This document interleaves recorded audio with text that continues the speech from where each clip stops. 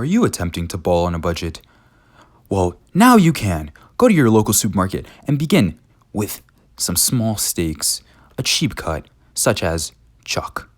Now, go and grab some garlic from wherever you keep your garlic. You will need about 3 cloves. And now, you will check out this cheap price, the chuck tender steak. Now, we will begin to assemble our spices. You want to get some black pepper, as you're going to be needing that to help season your steak. You're also going to get some rosemary, as you're going to be needing that as well. You will also need some salt, as always. You will also need something that's able to flip the steaks, such as some tongs. This is very useful in this case. Here we have all of our ingredients. Now you'll begin with your garlic on a cutting board, and you want to dice it up into nice pieces. Now that we have our diced pieces, we can move on. You want to apply salt and pepper to the steaks, flip them over, and do the same for the other side. Now you want to get the oil heated up in the pan with some garlic into it, and add some rosemary into your steak.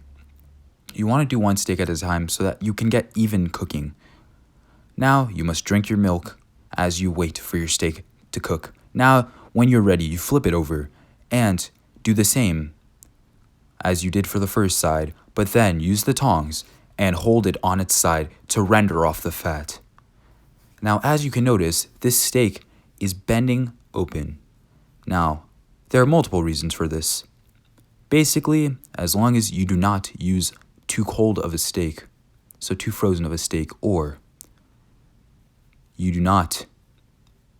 Honestly, these steaks were just a monstrosity.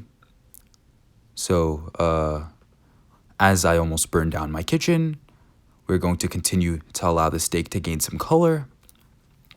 And now's the time where you should be dialing 311 so that you can receive fire services after something goes wrong.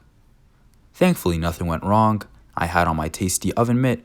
We can see some myoglobin protruding from these steaks, and you can just flip them over and let them get a few more minutes on another side in order to deal with that. As you can see, it cooks up nicely, gives it a little steaminess.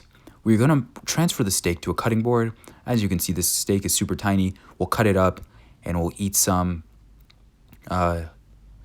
Yeah, it's not a lot, as I said before. It's if you're balling on a budget.